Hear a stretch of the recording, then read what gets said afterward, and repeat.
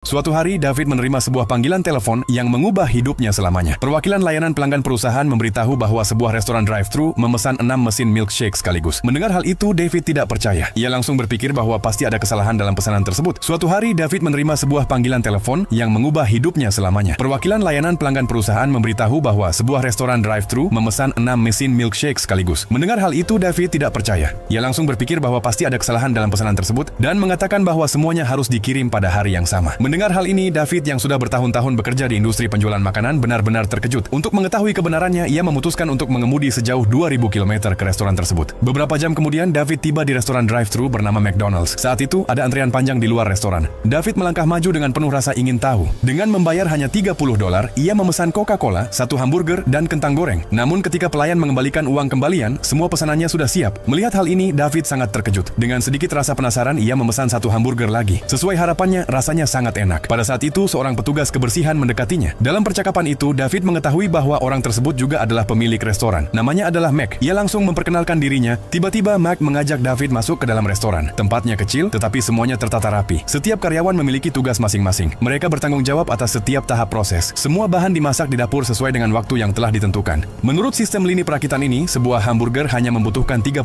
detik untuk disiapkan. Mac mengatakan kepada David bahwa alasan terbesar kesuksesan mereka adalah kecepatan. Mulai dari pembuatan roti, pengemasan, hingga penjualan, semuanya adalah hasil dari banyak percobaan. Agar mereka bisa menjadi yang tercepat, dan semua peralatan yang digunakan di sana dibuat khusus untuk mereka. David dengan penasaran bertanya bagaimana semua ini bisa terpikirkan. Mac menjelaskan bahwa semua ini adalah ide dari kakaknya, Dick. Nama belakang mereka adalah McDonald. Itulah sebabnya mereka menamai restoran tersebut berdasarkan nama kedua bersaudara itu. Mendengar hal ini, David memutuskan untuk mengundang saudara McDonald. Saat makan malam, kedua bersaudara itu menceritakan kisah awal bisnis mereka. Awalnya, mereka menjalankan restoran drive-thru biasa. Namun karena sedikit pelanggan dan terlalu banyak menu, masalah mulai muncul. Karena berbagai masalah tersebut, mereka juga mengalami kerugian. Setelah itu, mereka belajar dari kesalahan mereka dan mengurangi menu dari 27 item menjadi hanya 3 item terlaris: hamburger, kentang goreng, dan Coca-Cola. Selain itu, mereka juga menghilangkan semua peralatan makan dan menggantinya dengan kantong sekali pakai agar kebersihan dan kecepatan tetap terjaga. Kemudian mereka menyadari bahwa di tempat drive-thru terkadang datang orang-orang yang tidak diinginkan. Karena itu, mereka menghapus mesin rokok dan minuman keras di sekitar restoran